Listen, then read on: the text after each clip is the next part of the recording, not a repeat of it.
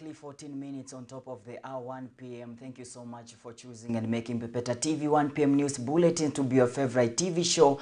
We surely do not take that for granted. This afternoon we have quite a lot of lineup for you. So join me in this broadcast from the beginning to the end. My name is Chacha Tobias and these are the news making headlines. We begin with the Chief Justice Martha Koome has urged advocates to desist from engaging in actions that undermine or delay cause of justice. Speaking during the admission of 920 advocates to the bar at the Supreme Court, Koome also dismissed the concerns raised about the high number of lawyers admitted to the bar, saying the country needs more lawyers to expand and make legal representation affordable.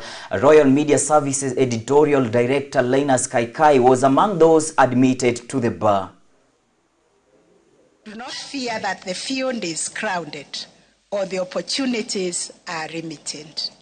Our country still has vast underserved areas. Stand firm against discrimination and exploitation. The legal profession was never meant to be purely transactional. We have now the new coinage of the word juris pesa. Take your own personal oath that you will not go in that direction. We do not see just wigs and robes. We see young Kenyans who refuse to be silent in the face of injustice. In journalism, I've had the privilege of bearing the pen. And now, in the legal profession, it comes with both the shield and the spear. Things that I will use to push what I've been passionate about, which is justice and doing good for the public. What I'll tell the girl child out there, just work hard. To encourage all young people out there, I want to tell them that this profession is very good and nobody should scare them away. Away from that, the family of the late Kenyan teacher John Ogutu, who was killed in Tanzania, is pleading with the government to expedite the repatriation of his body. On Thursday evening, the family met with the Principal Secretary for Foreign Affairs, Korir Sing'oei, to pile pressure on the government search for his body. The meeting, however, offered little hope, with the ministry saying there has been no meaningful engagement with the Tanzanian authorities as the country's government was still under formation. Mimi nataka serikali asaidie mimi nilete mtoto wangu, mwili ya mtoto wangu nisike kwa boma yangu. Bwana William Samoei Ruto aingie kwa hii maneno amsaidie. Nimeomba hata former president Mr. Uhuru Kenyatta aingie kwa hii maneno anisaidie, kwa maana huyo Madam Suhulu rafiki yao, wao ndio wanaweza kuongea na Msufulu na Sufulu alete mwili ya mtoto wangu. We have realized and we have seen that the government is doing something.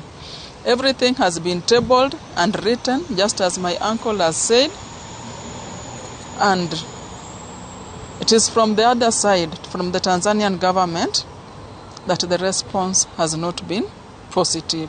This family do not have a big request. They do not even care about what was happening in Tanzania. All they want is the body of their kin. This family deserves a closure. They have accepted the fact that he was shot and killed in Dar es Salaam, Tanzania. It is a fact that that body was taken to Mwananyamala mortuary in Dar es Salaam. What happened after the body was taken to Mwananyamala morgue is what everyone wants to know.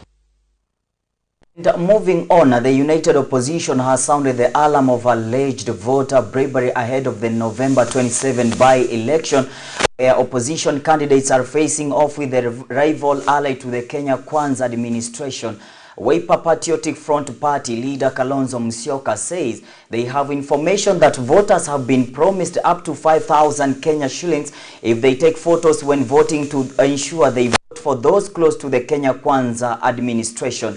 Kalonzo, who has promised legal action, has asked the IEBC to deal with the cases of bribery which have marred the campaigns, with government officials using state resources campaign for candidates.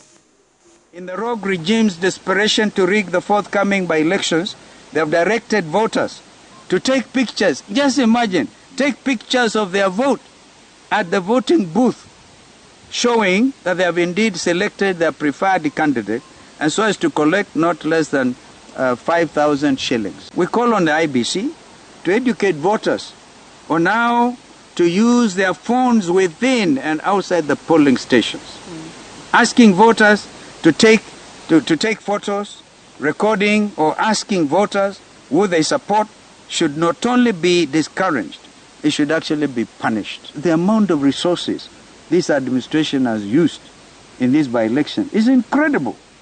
Kwa hivyo, they must face up to the consequences. We have called them out.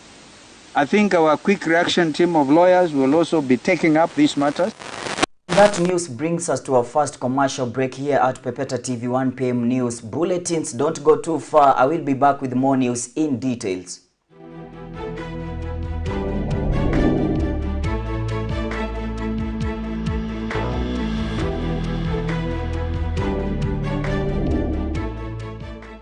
Kilimo ndiyo uti wa mgongo wa uchumi wa taifa letu la Kenya. Hii inahusisha mifugo na mazao ya shambani. Ungana nami ya saa 9 kamili mpaka saa 10 jioni. Kumbuka tena kukaribisha katika kipindi, usikose kipindi ni Shamba Time, tupatane pale. Kipindi hichi cha ukulima nitakuwa pale na wahusisha wakulima ambao wamebobea katika sekta tofauti pale, wakuwe wanatuelekeza pale, wakuwe wanatufunza pale mengi kuhusu ukulima. Kama uko pale nyumbani na ungetamani pia wewe kubobea katika ukulima wa kwako, basi na kukaribisha katika kipindi, usikose kipindi ni Shamba Time, tupatane pale.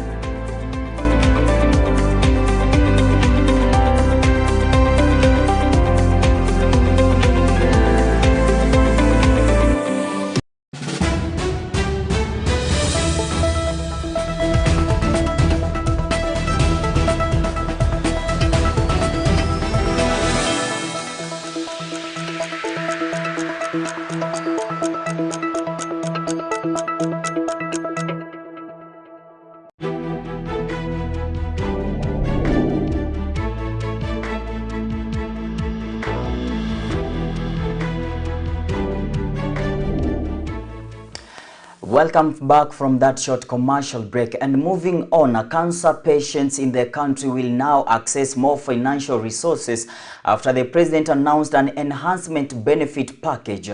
The president says the new package, effective next month, will see patients get 800,000 shillings per year, up from the current 550,000 per year for cancer treatment. The president further lauded the universal health coverage under the Social Health Authority for what he says is availing healthcare to the country's population. Social Health Authority will enhance the cancer benefits package from the current 550,000 shillings to Kenya shillings 800,000, effective December 1. 8.9 million households have so far been visited. 9.9 million diabetes screenings have been done with 134,000 cases diagnosed. 6.5 million hypertension screenings have been conducted with 305,000 cases confirmed. Millions of lives have been touched and thousands saved. President Ruto has announced the intended establishment of the National Infrastructure Fund and the National Sovereign Wealth Fund as the primary means to financing his 4 major national priorities that he estimates will cost 5 trillion shillings.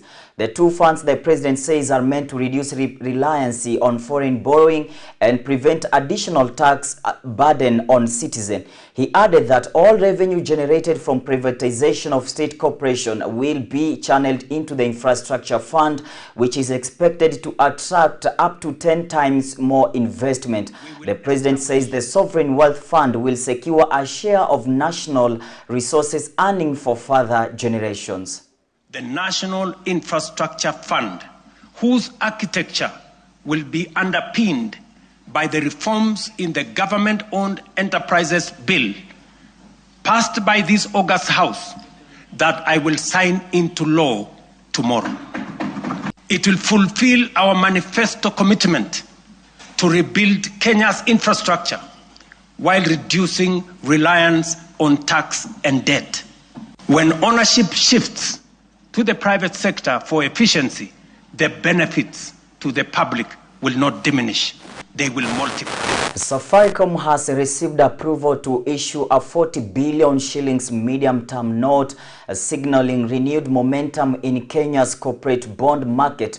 Analysts say the move reflects a broader shift, with more companies turning to bonds as they seek stable and predictable financing for growth.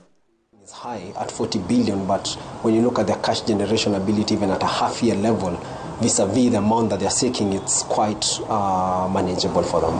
Well, debt is cheaper than equity. You can imagine the process of going back to shareholders for a rights issue tends to be tedious and takes time. Whereas for debts, it's easily acceptable. And sometimes for when you're seeking large amounts, capital markets tends to be conducive because one, it gives investors who are purchasing this paper the ability to exit at any time within the capital market instruments. That is the secondary market. And that news brings us to the end of our broadcast here at Pepeta TV 1 PM News Bulletins. Thank you so much for staying tuned from the beginning of this broadcast to the end. I've been your host, Chacha Tobias. And for those news and more in details, make sure that you follow us in all our social media platforms on Facebook, on YouTube, on Instagram, and on TikTok at Pepeta TV. I wish you a lovely day. Goodbye.